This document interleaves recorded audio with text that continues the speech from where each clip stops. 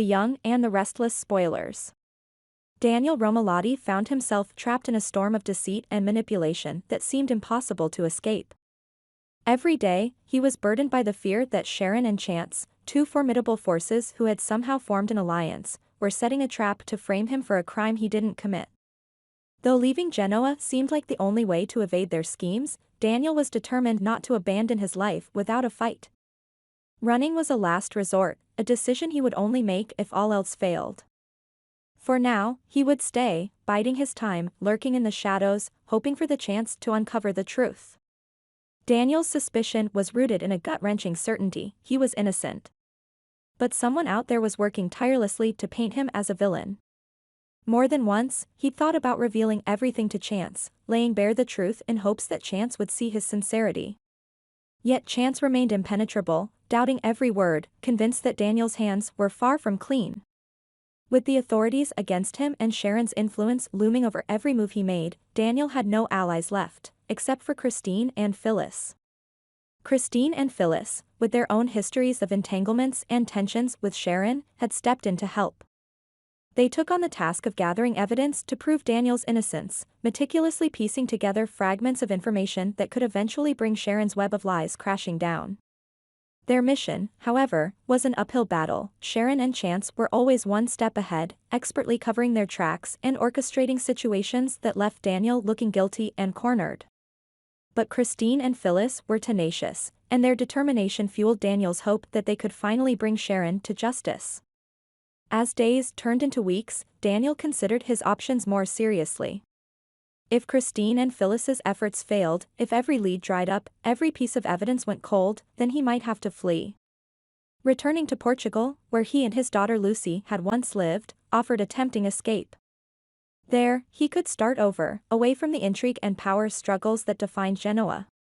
But it would also mean forfeiting his fight to prove his innocence and leaving everything he knew behind. The decision weighed heavily on him. Fleeing could spare him from further entrapment, yet it would come at the cost of everything he held dear. Staying, however, required courage and resilience to continue fighting against overwhelming odds. The battle he faced was not just about clearing his name, it was about reclaiming his life from those who sought to tear it apart. The wisdom of running. Why escaping might be Daniel's best option. Leaving Genoa would allow Daniel to evade the relentless pursuit of Sharon and Chance. Moving to a place where they held no sway might be the only way for him to live freely again. With every day spent in Genoa, he risked further entanglement in Sharon and Chance's machinations, potentially being drawn into a trap so tightly woven that escape would be impossible. Relocating to Portugal would grant him anonymity, a fresh start, and the distance needed to finally leave the torment of Genoa behind. The case for staying: why Genoa is where Daniel belongs. Running away, however, meant that Daniel would always be haunted by the accusations against him. By staying, he would give himself the chance to gather the proof he needed to finally put his past to rest. Moreover, Genoa was home. The people, the memories, even the heartache, everything was woven into the fabric of his identity. Fleeing would mean surrendering to the very people who sought to destroy him. By staying, Daniel would retain his agency, the power to clear his name on his terms. His strongest hope lay with Christine and Phyllis, whose determination to bring Sharon to justice mirrored his own. Together, they were stronger, and their efforts to expose Sharon and Chance's corruption could very well tip the scales in Daniel's favor. Christine's meticulous search for evidence, combined with Phyllis's resourcefulness and grit, gave him confidence that they could outsmart Sharon and Chance.